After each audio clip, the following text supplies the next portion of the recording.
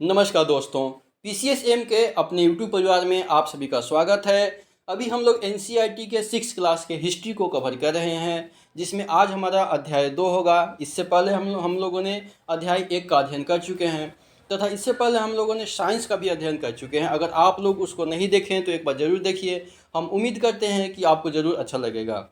तो चलिए, आज का अध्याय हमारा 2 है, आखेट खाद्य संग्रह से भोजन उत्पादक तक। ठीक है, आज क्या है? आखेट खाद्य संग्रह से भोजन उत्पादन तक है। इसको हम लोग देखेंगे, समझेंगे तथा परीक्षाओं के दृष्टिकोण से जो भी महत्वपूर्ण बिंदु होंगे उसको हम लोग साथ ही साथ समझने का प्रयास करेंगे। ठीक है। आरंभिक मानव आखिर वे इधर उधर क्यों घूमते थे? आरंभिक जो मानव थे, जो सबसे शुरुआती में जो थे, आखिर वे इधर उधर क्यों घूमते थे? ठीक, हम उन लोगों के बारे में जानते हैं जो इस उपमहाद्वीप में 20 लाख साल, कितने 20 लाख साल पहले रहा करते थे। ठीक है, आज हम उन्हें आखेटक खाद्य संग्राहक के नाम से जानते हैं। क्या कह रहा है कि हम लोग इस उपमहाद्वीप में 20 लाख साल पहले जो रहते थे, जो व्यक्ति रहते थे, उसको आज हम लोग किस नाम से जाने जाते हैं? आखेटक खाद्य संग्राहक के नाम से जाने जाते हैं। आखेटा का मतलब होता है शिकारी। ठीक है, तो आखेटक खाद्य संग्राहक के नाम से जानते हैं। भोजन का इंतजाम करने की विधि के आधार पर उन्हें इस नाम से पुकारा जाता है। आमतौर पर खाने के लिए वे जंगली जानवरों का शिकार करते थे। आमतौर पे खाना खाने के लिए, अपना जीवन यापन करने के लिए किसका शिकार करते थे? तो जंगली जानवरों का शिकार करते थे। ठीक है, इतना ही नहीं, मछलियाँ और चिड़िया भी पकड़ते थे। फल मूल, दाने और पत्तियाँ, पौधे और पत्तियाँ और अंडे इकट्ठा किया करते थे। ठीक है, आखेटक खाद्य संग्राहक समुदाय के लोग एक जगह से दूसरी जगह पर घूमते रहते थे। ऐसा करने के कई कारण भी थे। ठीक है, केवल भोजन का संग्रहण करना ही नहीं था, बहुत सारे कारण थे, आगे हम लोग देखेंगे। पहला कारण क्या था कि अगर वे एक ही जगह पर ज़्यादा दिनों तक रहते तो आसपास के पौधों, फलों और जानवरों को खा करके समाप्त कर देते थे। ठीक है, इसलिए और भोजन की तलाश में उन्हें दूसरी जगहों पर जाना पड़ता था। ठीक है, दूसरा कारण क्या है कि जानवर अपने शिकार के लिए या फिर हिरन और मवेशी अपना चारा ढूंढने के लिए एक जगह से दूसरी जगह जाया करते थे। इसलिए इन जानवरों का शिकार करने वाले लोग भी इनके पीछे पीछे क्या करते थे? जाते थे। ये तो दूसरा कारण हो गया। ठीक है, और तीसरा कारण क्या है? तीसरा कारण है कि पेड़ों और पौधों में फल फूल अलग अलग मौसम में आते थे। इसलिए लोग उनकी तलाश में उपयुक्त मौसम के अनुसार अन्य इलाकों में क्या करते थे? घूमते थे। ठीक, और चौथा कारण है कि पानी के बिना किसी भी प्राणी या पेड़ पौधों का जीवित रहना क्या है? संभव नहीं होता है। तो इस प्रकार कह सकते हैं कि पानी झीलों, झरनों तथा नदियों में ही मिलता था। यद्यपि यद्यपि क्या है कि कई नदियों और झीलों का पानी कभी नहीं सूखता। कभी कभी क्या होता है कि कई नदियों और झीलों का पानी कभी भी नहीं सूखता है, और कुछ झीलों और नदियों में पानी जो है बारिश के बाद ही मिल पाता है। बारिश होती है तो नदी और झील में पानी मिलती है, अन्यथा नहीं मिलती है, पानी सूख जाती है। ठीक है, तो इसलिए ऐसी झीलों और नदियों के किनारे बसे लोगों को सूखे मौसम में पानी की तलाश में भी इधर उधर जाना पड़ता था। ठीक है, ये तो हमारे कुछ कारण हो गए। जो जो हमारे आखेटक थे वो एक जगह से दूसरे जगह पे क्या करते थे? भ्रमण करते थे। अब आइए आगे देखते हैं हम लोग आरंभिक मानव के बारे में जानकारी कैसे मिलती है। आरंभिक जो मानव थे उसके बारे में जानकारी हमको कैसे मिलती है, उसके बारे में हम लोग देखते हैं। क्या है कि पुरातत्वविदों को कुछ ऐसी वस्तुएं मिली है, पुरातत्वविदों को कुछ ऐसी वस्तुएं मिली है जिनका निर्माण और उपयोग आखेटक खाद्य संग्राहक किया करते थे। पुरातत्वविदों को कुछ ऐसी वस्तुएं मिली है जिनका निर्माण और उपयोग आखेटक जो है किस लिए करते थे? खाद्य संग्राहक के लिए उपयोग करते थे। यह संभव है कि लोगों ने अपने काम के लिए पत्थरों, लकड़ियों और हड्डियों के क्या बनाए थे? औजार बनाए जाते थे उस समय। ठीक है, उस समय तो इतना डेवलप नहीं था, तो उस समय जो लोग रहते थे वो पत्थर, लकड़ी और हड्डियों से क्या करते थे? औजार बना करके, नुकीला औजार बना करके अपना पेड़ पौधे काटते थे या फिर जानवरों का शिकार करते थे। इस तरह से अपना जीवन यापन करते थे। इनमें से पत्थरों के औजार आज भी बचे हैं। इनमें से जो पत्थर के औजार बनाए थे वो क्या है, आज भी कुछ उनके अवशेष बचे हुए हैं। इनमें से कुछ औजारों का उपयोग फल फूल काटने, हड्डियां और मांस काटने तथा पेड़ों की छाल और जानवरों की खाल उतारने के लिए क्या किया जाता था, प्रयोग किया जाता था। कुछ के साथ हड्डियों या लकड़ियों के मुट्ठे लगा करके भाले और बाण जैसे हथियार भी बनाए जाते थे। कुछ औजारों से लकड़ियाँ काटी जाती थी। लकड़ियों का उपयोग ईंधन के साथ साथ झोपड़ियाँ और क्या करने, औजार बनाने के लिए भी किया जाता था। ये रहे उस समय के कुछ औजार के चिन्ह दिखाए गए हैं, यहाँ पे चित्र दिखाए गए हैं। ठीक है, यहाँ पे देखिए कि कुछ दिखाया गया है कि पत्थर के औजारों का उपयोग बाएं साइड में दिखाया गया है। पत्थर के औजार का उपयोग बाएं साइड में दिखाया गया है। इंसान के खाने योग्य जड़ों को खोदने के लिए किया जाता था और दाएं भाग में जानवरों की खाल के बने वस्त्रों को सीलने के लिए किया जाता था। ठीक है, केवल केवल जो है पेड़ पौधे काटने के लिए ही नहीं उपयोग किया जाता था उस समय के औजार का। उस समय के औजार का प्रयोग क्या करने के लिए किया जाता था, ये कपड़े सिलने के लिए भी प्रयोग किया जाता था। हालांकि उस समय इतने अत्याधुनिक तरीके से कपड़े नहीं सिलते थे, फिर भी कुछ मोटे तौर पे सिल लेते थे। ठीक है, अब आइए कि रहने की जगह निर्धारित करना, इसको देखते हैं कि रहने की जगह निर्धारित करना। मानचित्र 2 को देखो, अभी मानचित्र देखेंगे हम लोग। लाल त्रिकोण वाले स्थान वे पूरा स्थल है जहां पर आखेटक खाद्य संग्राहकों के होने के प्रमाण मिले हैं। ठीक है, लाल त्रिकोण वाले, यहाँ पे ये आपका मानचित्र दिखाया हुआ है। ये जो कह रहा है कि लाल चित्र वाले, जो कि आप कह रहा है कि लाल त्रिकोण वाले स्थान वे पूरा स्थल है जहाँ पर आखेटक जो है खाद्य संग्राहक के होने का प्रमाण मिला हुआ है। जैसे यहाँ पे देखिए कहाँ कहाँ पे है लाल त्रिकोण वाले। ये रहा आपका भीमबेटका की गुफा जो कि मध्य प्रदेश में है। यहाँ पे हुसगी एक जगह है, उसके बाद में कुरनूल गुफाएं हैं। यहाँ पे क्या मिले हैं, यहाँ पे आखेटक के खाद्य संग्राहक के होने के प्रमाण मिले हैं। ठीक है, इसके अलावा और भी कई स्थानों पर आखेटक खाद्य संग्राहक रहते थे। मानचित्र में सिर्फ कुछ गिने चुने स्थान ही चिन्हित किए गए हैं।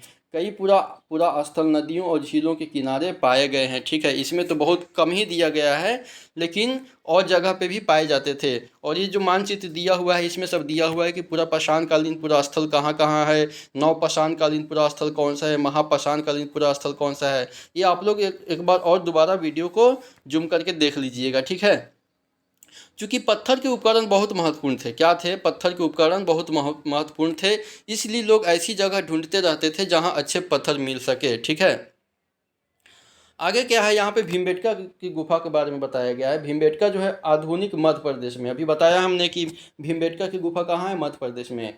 इस पूरा स्थल पर गुफाएं और कंदराएं मिली हैं। लोग इन गुफाओं में इसलिए रहते थे क्योंकि यहाँ उन्हें बारिश, धूप और हवाओं से क्या मिलती थी, राहत मिलती थी। ये गुफाएं नर्मदा घाटी के पास में है। भीमबेटका की गुफा कहाँ पर किस जगह पे है, तो नर्मदा नदी घाटी के पास में है। नर्मदा घाटी के पास में भीमबेटका की गुफाएं हैं जो कि मध्य प्रदेश में है। क्या तुम बता सकते हो कि रहने के लिए लोगों ने यह जगह ही क्यों चुनी होगी। अब सोचिए, यहाँ पे देखिए कि शैल चित्रकला, इनमें से क्या पता चलता है। एक शैल चित्र, इस चित्र के बारे में बताना है। ठीक है, जिन गुफाओं में लोग रहते थे उनमें से कुछ की दीवारों पर चित्र मिले हैं। इनमें से कुछ सुंदर उदाहरण मध्य प्रदेश और दक्षिणी उत्तर प्रदेश की गुफाओं से भी मिले चित्र हैं। इनमें जंगली जानवरों का बड़ी कुशलता से सजीव चित्रण किया हुआ है। ये आपका क्या है, ये भीमबेटका की गुफा है जो कि मध्य प्रदेश में है। ठीक है, पहाड़ों को काट करके बनाया गया है। ये पूरा स्थल किसे कहते हैं, हम लोगों ने पूरा स्थल का जिक्र किया है, तो पूरा स्थल किसे कहते हैं, तो पूरा स्थल जो है उस स्थान को कहते हैं जहां औजार, बर्तन और इमारतों जैसी वस्तुओं के अवशेष मिलते हैं। पूरा स्थल उस स्थान को कहते हैं जहां क्या मिलते हैं, औजार मिलते हैं, बर्तन मिलते हैं और इमारत जैसी वस्तुओं के क्या मिलते हैं, अवशेष मिलते हैं। ऐसी वस्तुओं का निर्माण लोगों ने अपने काम के लिए किया था और बाद में वे उन्हें वहीं पे क्या किए थे, छोड़ दिए थे। ये ज़मीन के ऊपर, अंदर, कभी कभी समुद्र और नदी के तल में भी क्या होते हैं, पाए जाते हैं। इन पूरा स्थलों के बारे में आपको अगले अध्याय में क्या होगा, बताया जाएगा। अब चलिए आगे देखते हैं कि आगे की खोज के बारे में हम लोग देखते हैं कि मानचित्र 2 में कुरनूल गुफा जो था, हम लोग नीचे देखे थे, कुरनूल गुफा, यहाँ पे क्या मिले हैं, राख के अवशेष मिले हैं। कुरनूल गुफा में क्या मिले हैं, राख के अवशेष मिले हैं। इसका मतलब यह है कि आरंभिक लोग आग जलाना सीख गए थे। आग का इस्तेमाल कई कार्यों के लिए किया गया होगा, जैसे कि प्रकाश के लिए, मांस मांस भूनने के लिए और ख़तरनाक जानवरों को क्या करने के लिए, दूर भगाने के लिए किया गया होगा। ठीक है, देखिए यहाँ पे कुरनूल गुफा है जहाँ पे राख के अवशेष मिले हैं। यहाँ पे देखिए हम आपको मानचित्र में दिखाते हैं कुरनूल की गुफा जहाँ पे क्या मिल रहे हैं। ये कुरनूल की गुफा है, आपको दिख रहा होगा यहाँ पे ये कुरनूल की गुफाएं हैं। ठीक है, यहाँ पे राख के चित्र मिले हैं, क्या मिले हैं, राख के प्रमाण मिले हैं। ठीक है, ये सबको याद रखते जाइएगा थोड़ा थोड़ा। चलिए अब आगे देखते हैं हम लोग नाम और तिथियां। नाम और तिथियों के बारे में हम लोग थोड़ा सा देखते हैं कि ये क्या है भाई। हम जिस काल के बारे में पढ़ रहे हैं उसे पुरातत्वविदों ने बड़े बड़े नाम रखे हैं। आरंभिक काल को वे पुरापाषाण काल कहते हैं। आरंभिक काल को वे क्या कहते हैं, पुरापाषाण काल कहते हैं। यह दो शब्दों पुरा यानी प्राचीन, पुरा यानी प्राचीन, और पाषाण यानी कि पत्थर। पुरा यानी प्राचीन, पाषाण यानी पत्थर। पाषाण का मतलब पत्थर, पुरा का मतलब प्राचीन। ठीक है, यह नाम जो है पुरा स्थलों से प्राप्त पत्थर के औजारों के महत्व को बताता है। यह नाम जो है पुरापाषाण काल क्या बताता है, पुरा स्थल से प्राप्त पत्थर के औजार के महत्व को बताता है। ठीक है, पुरापाषाण काल 20 लाख साल पहले से 12,000 साल पहले के दौरान को माना जाता है। पुरापाषाण काल का ये समय पीरियड कब से कब है, पुरापाषाण काल का पीरियड कब से कब है, 20 लाख साल से लेकर के 12,000 साल, 20 लाख साल से लेकर के 12,000 साल के पहले के दौरान को पुरापाषाण काल माना जाता है। इस तिथि को याद रखिएगा। इस काल को भी 3 भागों में विभाजित किया गया है। पुरापाषाण काल को भी कितने भागों में, 3 भागों में विभाजित किया गया है। आरंभिक पुरापाषाण काल, मध्य पुरापाषाण काल एवं उत्तर पुरापाषाण काल। ठीक है, मानव इतिहास की लगभग 99% कहानी इसी काल के दौरान घटित हुई है। जिस काल में हमें पर्यावरणीय बदलाव मिलते हैं उसे मेसोलिथ यानी मध्य युग कहते हैं। जिस काल में हमें पर्यावरणीय बदलाव मिलते हैं, इन्वायरमेंटल चेंज मिलते हैं, उसको क्या कहते हैं, उसे मेसोलिथ यानी कि मध्य पाषाण युग कहते हैं। मेसोलिथ यानी कि मध्य पाषाण युग कहते हैं। ठीक है, इसका समय लगभग 12,000 साल पहले से लेकर के 10,000 साल पहले, 12,000 साल पहले से लेकर के 10,000 साल पहले तक माना जाता है। किसको क्या माना जाता है, तो मध्य पाषाण युग माना जाता है या मेसोलिथ युग माना जाता है। ठीक है, इस काल के पाषाण औजार आमतौर पर बहुत छोटे होते थे। मध्य पाषाण युग के औजार क्या होते थे, बहुत छोटे होते थे आकार में। इन्हें क्या कहते थे, माइक्रोलिथ यानी लघु पाषाण कहा जाता था। इन्हें क्या कहते थे, माइक्रोलिथ यानी लघु पाषाण कहा जाता था। प्रायः इन औजारों में जो है हड्डियों या लकड़ियों के मुट्ठे लगे हंसिया और आरी जैसे औजार मिलते हैं। ठीक है, लकड़ियों के मुट्ठे लगे हंसिया और आरी जैसे औजार किस काल में मिले हैं, तो लघु पाषाण काल में मिले हैं। ठीक है, लघु पाषाण या माइक्रोलिथ काल कहा जाता है। साथ ही साथ जो है पुरापाषाण युग वाले औजार भी इस दौरान क्या हुए हैं, बनाए जाते थे। ठीक है, आगे क्या है कि अगले युग की शुरुआत लगभग 10,000 साल पहले से होती है। इसे नवपाषाण युग कहा जाता है। अगले युग की शुरुआत लगभग 10,000 साल पहले से होती है, इसे नवपाषाण युग कहा जाता है। नवपाषाण का मतलब क्या होता है, हमने कुछ स्थानों के नाम दिए हैं। अगले अध्यायों में आप ऐसे अनेक नाम मिलेंगे, अक्सर हम उन्हें पूरा स्थानों के लिए नामों का प्रयोग करते हैं जो आज प्रचलित है, क्योंकि हमें ज्ञात नहीं है कि उस काल में इनके क्या नाम होंगे। ठीक है, अब आइए देखते हैं आगे बदलती हुई जलवायु के बारे में। देखते हैं ये क्या है भाई, बदलती जलवायु क्या है।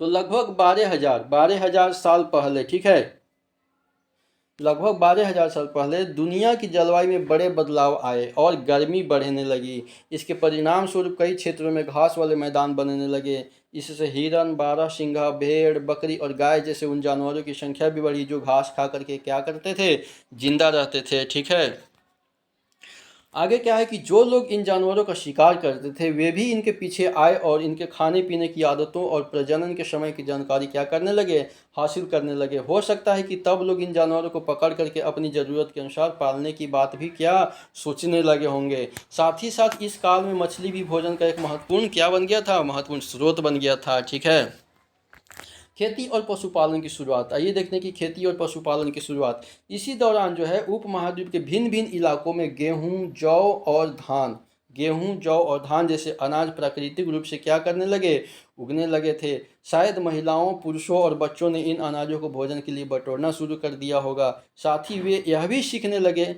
होंगे कि यह अनाज कहाँ उगते थे और कब पक करके तैयार होते थे। ठीक है, ऐसा करते करते लोगों ने इन अनाजों को खुद पैदा करना भी सीख लिया। पहले क्या हुआ, पहले तो प्राकृतिक तरीके से अपने आप उगने लगे, फिर लोगों ने क्या किया, उसको इकट्ठा करने लगा, फिर बाद में उनको आभास हुआ कि चलो ये तो हमारे भोजन के काम आने लगे हैं। फिर क्या किया, उन्होंने धान गेहूँ जौ जो भी भोजन थे, जो भी अन्न थे, उसको उपजाना प्रारंभ कर दिया। इस प्रकार धीरे धीरे वे क्या बन गए, कृषक बन गए, किसान बन गए। इस तरह लोगों ने अपने घरों के आसपास चारा रखकर जानवरों को आकर्षित करके उन्हें क्या किया, पालतू भी बनाने लगे। सबसे पहले जिस जंगली जानवर को पालतू बनाया गया था वह कुत्ता था। सबसे पहले जिस पालतू जानवर को पालतू बनाया था वो क्या था, वो पालतू जानवर कुत्ता था। ठीक है, ये प्रश्न पूछा जाता है परीक्षाओं में। ठीक है, पालतू बनाया गया वह कुत्ते का जंगली पूर्वज था। धीरे धीरे लोग भेड़, बकरी, गाय और सुअर जैसे जानवरों को अपने घरों के नज़दीक आने के लिए उत्साहित करने लगे और धीरे धीरे उस सबको पालने लगे। ऐसे जानवर झुंड में रहते थे और ज़्यादातर घास खाते थे। अक्सर लोग अन्य जंगली जानवरों के आक्रमण से इनकी सुरक्षा किया करते थे और वह धीरे धीरे वे पशुपालक भी बनते गए। ठीक है, अब आइए देखिए कि अब पहला प्रश्न है यहाँ पे दिया हुआ है कि क्या तुम बता सकती हो कि सबसे पहले कुत्तों को ही पालतू क्यों बनाया गया है। सोचिए, सोचने की बात कह रहा है तो सोचना है। अब आइए कि बसने की प्रक्रिया यहाँ पे दिखाया गया है। बसने की प्रक्रिया लोगों द्वारा पौधे उगाने और जानवरों की देखभाल करने और बसने की प्रक्रिया का नाम दिया गया है। लोगों द्वारा पौधे उगाने और जानवरों की देखभाल करने को बसने की प्रक्रिया का नाम दिया गया है। ठीक है, अपनाए गए ये पौधे तथा जानवर अक्सर जंगली पौधों तथा जानवरों से भिन्न होते थे। इसकी वजह यह है कि बसने की प्रक्रिया की दिशा में अपनाए गए पौधों या जानवरों की लोग चयन करते हैं। ठीक है, उदाहरण के तौर पर तौर पर लोग उन्हीं पौधों तथा जानवरों का चयन करते हैं जिन्हें क्या करते थे, लोग उन्हीं पौधों तथा जानवरों का चयन करते हैं जिनके बीमार होने की संभावना कम होती थी। यही नहीं, लोग उन्हीं पौधों को चुनते थे जिनमें बड़े दाने वाले अनाज पैदा होते हैं, साथ ही जिनकी मजबूत डंठलें अनाज के पके दोनों के भार को संभाल सके। ऐसे पौधों के बीजों को संभाल करके रखा जाता है ताकि फिर से उगाने के लिए उनके गुण क्या हो सके, सुरक्षित रह सके। ठीक है, उन्हीं जानवरों को आगे प्रजनन के लिए भी क्या किया जाता था, चुना जाता था, और जो आमतौर पर अहिंसक होते थे, जो हिंसा नहीं करते थे। इसलिए हम देखते हैं कि पाले गए जानवर तथा कृषि के लिए अपनाए गए पौधे जंगली जानवरों तथा पौधे से धीरे धीरे भिन्न होते गए। मिसाल के तौर पर जंगली जानवरों की तुलना में पालतू जानवरों के दांत और सींग क्या होते हैं, छोटे होते हैं। ठीक है, आगे क्या है कि बसने की प्रक्रिया पूरी पूरी दुनिया में धीरे धीरे चलती रही। यह करीब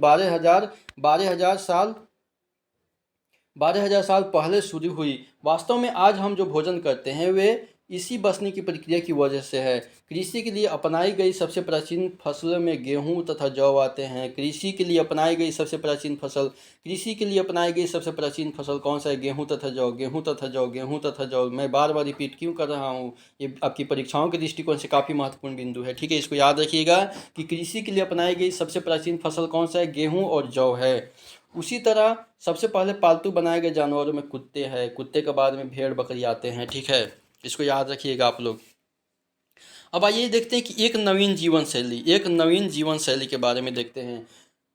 आप किसी पौधे के बीज को बो करके देखो, आप पाओगे कि इसे विकसित होने में कुछ वक्त लगता है। इसमें कुछ दिन, महीने या फिर क्या होते हैं, साल भी लग सकते हैं।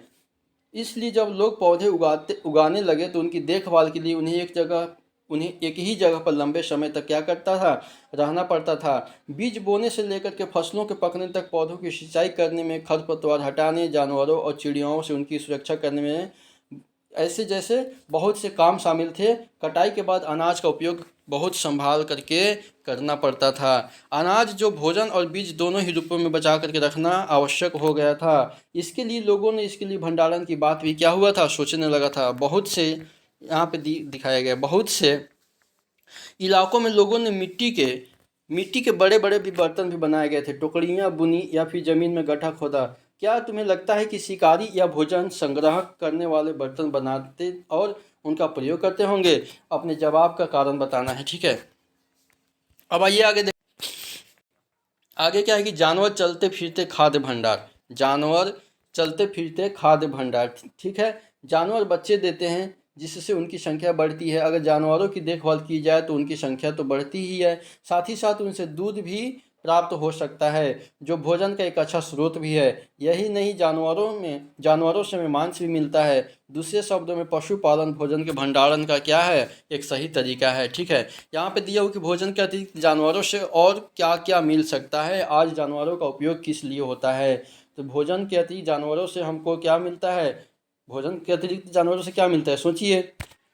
आगे आइए, आगे दिया गया है कि आओ प्रारंभिक कृषकों और पशुपालकों के बारे में हम पता लगाते हैं। प्रारंभिक पशुपालक और कृषक के बारे में पता लगाते हैं। मानचित्र जो 2 दिया हुआ था पृष्ठ संख्या 13 में, अब लग रहा है, कह रहा है कि क्या तुम्हें कई नीले वर्ग दिख रहे हैं? पता है, इनमें से प्रत्येक बिंदु उस जगह को दर्शाता है जहाँ पुरातत्वविदों को शुरुआती में कृषकों और पशुपालकों के होने के साक्ष्य मिलते हैं। ये पूरे उपमहाद्वीप में पाए गए हैं। ठीक है, इनमें सबसे महत्वपूर्ण पश्चिमोत्तर क्षेत्र में, आधुनिक कश्मीर में और पूर्वी तथा दक्षिण भारत में पाए गए हैं कृषक तथा पशुपालक।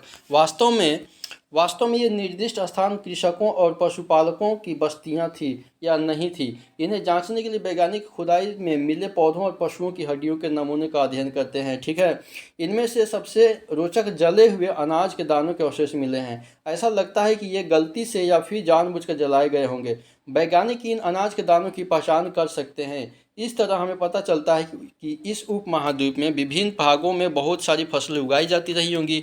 वैज्ञानिक विभिन्न जानवरों की हड्डियों की भी क्या कर रही है, पहचान कर रही है।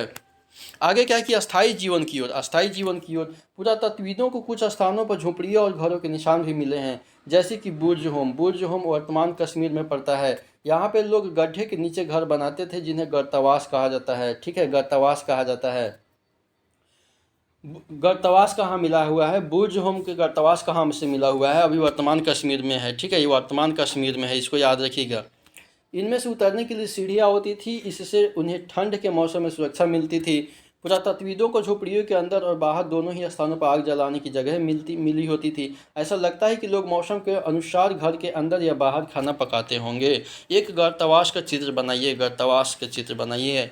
ठीक है, अब आइए देखते हैं कि बहुत सारी जगहों से पत्थर के औजार भी मिले हैं। इनमें से कई ऐसे हैं जो पुनर्पाषाण युगीन उपकरणों से भिन्न है, इसलिए इसे नवपाषाण युग का माना गया है। बहुत सारी जगहों के पत्थर के औजार भी मिले हैं, इनमें से कई ऐसे जो हैं वह पुनर्पाषाण युगीन उपकरण से क्या है, भिन्न है, अलग अलग है, इसलिए इसको नवपाषाण युग माना जाता है। इनमें वे औजार भी हैं जिनकी धार को और अधिक पैना करने के लिए उन पर पॉलिश चढ़ाई जाती है। ओखली और मुसल का प्रयोग अनाज तथा वनस्पतियों से प्राप्त अन्य चीज़ों को पीसने के लिए किया जाता था। आज हजारों साल बाद भी ओखली और मुसल का प्रयोग अनाज पीसने के लिए किया जाता है। ठीक है, उसी तरह प्राचीन प्रस्तर युगीन औजारों का निर्माण और प्रयोग लगातार होता रहा है। कुछ औजार हड्डियों से भी बनाए जाते थे, यहाँ पे कुछ हड्डियों से बनाए और पत्थरों से बनाए गए हैं। नवपाषाण युग के कुछ उपकरण हैं। ठीक है, आइए देखते हैं कि नवपाषाण युग के पुरास्थलों से कई प्रकार की मिट्टी के बर्तन भी क्या है बनाए थे। नवपाषाण युग के पुरास्थलों से कई प्रकार के मिट्टी के बर्तन भी मिले हैं। कभी कभी इन पर अलंकरण भी किया जाता था, कढ़ाई उढ़ाई कर दिया जाता था, फूल वूल सजा दिया जाता था। बर्तनों का उपयोग चीज़ों को रखने के लिए किया जाता था। धीरे धीरे लोग बर्तनों का प्रयोग खाना बनाने के लिए भी करने लगे। चावल, गेहूँ तथा दलहन जैसे अनाज तब आहार का एक महत्वपूर्ण हिस्सा बन गया। धीरे धीरे इसके साथ साथ अब लोग कपड़े भी बुनने लगे। जैसे जैसे उनकी समझ डेवलप होने लगी थी, वैसे वैसे नए नए तौर तरीके रहने के सीखने लगे हुए। ठीक है, इसके लिए कपास जैसे आवश्यक पौधे उगाए जाने लगे कपड़े बनाने के लिए। क्या ये परिवर्तन हर जगह एक साथ ही आ गए होंगे? ऐसी बात नहीं है। एक तरफ जहाँ कई जगहों पर स्त्री पुरुष शिकार और भोजन संग्रहण करने के काम करते थे, वहीं अन्य लोगों ने हजारों सालों के दरमियान धीरे धीरे खेती और पशुपालन को क्या किया था, अपना लिया था। बहुत जगह लोग मौसम के मुताबिक अदल बदल करके अपनी जीविका चलाया करते थे। ठीक है, सूक्ष्म निरीक्षण देखिए, मेहरगढ़ में जीवन मृत्यु। ठीक है, मेहरगढ़ यह ईरान जाने वाले सबसे महत्वपूर्ण रास्ते बोलन दर्रे के पास एक हरा भरा समतल स्थान है। मेहरगढ़ संभवतः वह स्थान है जहाँ के स्त्री पुरुषों ने इस इलाके में सबसे पहले जौ गेहूँ उगाना और भेड़ बकरी पालना शुरू किया था। मेहरगढ़ सबसे पहला स्थान है जहाँ से लोगों ने गेहूँ जौ उगाना शुरू किया था तथा भेड़ बकरी को क्या किया था, पालना शुरू किया था। ये मेहरगढ़ के घर का चित्र है। मेहरगढ़ के घर शायद ऐसे दिखते हो। तुम किस घर में रहते हो उसके साथ इस घर की समानता कीजिए। ठीक है, यहाँ यहाँ विभिन्न प्रकार के जानवरों की हड्डियाँ भी मिली है। इनमें से हिरन तथा सुअर जैसे जंगली जानवरों तथा भेड़ और बकरियों की हड्डियाँ भी क्या है, मिली हुई है, प्राप्त हुआ है। मेहरगढ़ में इसके अलावा चौकोर तथा आयताकार घरों के अवशेष भी मिले हैं। प्रत्येक घर में 4 या उससे ज़्यादा कमरे हैं, जिनमें से कुछ संभवतः भंडारण के क्या होते हैं, काम में आते होंगे। मृत्यु के बाद सामान्यतः मृतक के सगे संबंधी उसके प्रति सम्मान जताते हैं। लोगों की आस्था है कि मृत्यु के बाद भी जीवन होता है, इसलिए कब्रों में मृतकों के साथ कुछ सामान भी रख दिए जाते थे। ठीक है। मेहरगढ़ में ऐसी कई कब्रें मिली हैं। एक कब्र में एक मृतक के साथ एक बकरी को भी दफनाया गया है। ठीक है। संभवतः इसे परलोक में मृतक को खाने के लिए रखा गया होगा। ये प्राचीन काल की बातें हैं, लोग कैसे कैसे सोचते थे। ठीक है। मेहरगढ़ की कब्र का चित्र है। ठीक है। क्या आप भी बकरी के कंकाल को पहचान पा रहे हैं? बकरी के कंकाल कहाँ पे है, आप देखिए, ये सब बातें यहाँ पे, ये बकरी के कंकाल है, ये है। ठीक। अब लोग उस समय सोचते थे कि परलोक में जाने के बाद में क्या करते होंगे, उसको खाने के लिए मिल जाता है। ठीक है। आइए यहाँ पे देखते हैं फ्रांस में गुफा में की गई चित्रकारी। फ्रांस में जो है गुफा में किया गया कुछ चित्रकारी है। अपने एटलस में फ्रांस को ढूंढो। आपके पास अगर एटलस है तो एटलस में फ्रांस को ढूंढिए। यह चित्र फ्रांस की एक गुफा का है। इस पुरा स्थल की खोज लगभग 100 साल पहले 4 स्कूली छात्रों ने की थी। 100 साल पहले 4 स्कूली छात्रों ने की थी। इस तरह के चित्र लगभग 20,000 साल पहले से लेकर के 10,000 साल पहले के बीच बनाए गए होंगे। इनमें से कई जानवरों के चित्र हैं। इनमें जंगली घोड़ा, गाय, भैंस, गेंडा, रेंडियर, बारहसिंगा और सुअरों और गहरे चमकीले रंगों से चित्रित किया गया है। इन रंगों को लौह अयस्क और चारकोल जैसे खनिज पदार्थों से बनाया जाता था। यह संभव है कि इन चित्रों को उत्सवों के अवसर पर बनाया जाता था या फिर इन्हें शिकारियों द्वारा शिकार पर निकलने से पहले कुछ अनुष्ठानों के लिए बनाया जाता होगा। आगे ये देखते कि एक नौपाषाणी पुरास्थल। नौपाषाणी पुरास्थल क्या है? ये एटलस में तुर्की ढूंढी। अब तुर्की देखिए, नवपाषाण युग के सबसे प्रसिद्ध पुरास्थलों में एक चताल युग तुर्की में है। एक चताल युग जो है वो तुर्की में है। ठीक है। यहाँ दूर दराज स्थानों से कई चीज़ें लाई जाती थी और उनका उपयोग किया जाता था। जैसे सीरिया से लाया गया चमकदार पत्थर। चमकदार पत्थर कहाँ से लाया जाता था? सीरिया से लाया जाता था। लाल सागर की कौड़ियाँ तथा भूमध्य सागर की सीपियाँ। ध्यान रहे कि उस समय तक पहले वाले वाहन का विकास नहीं हुआ था। उस समय तक पहिए वाले वाहन का विकास नहीं हुआ था। लोग सामान खुद या जानवरों की पीठ पर क्या करते थे? लाद करके ले जाते थे। तो चलिए आज का कक्षा यहीं पे समाप्त करते हैं। हम उम्मीद करते हैं कि वीडियो आपको अच्छा लगा होगा। अगर अच्छा लगे तो आप इसको लाइक और सब्सक्राइब और शेयर कर सकते हैं। हम आपके लिए और आगे अच्छा प्रयास करने का प्रयास करेंगे। चलिए, वीडियो देखने के लिए आप सभी का बहुत बहुत धन्यवाद।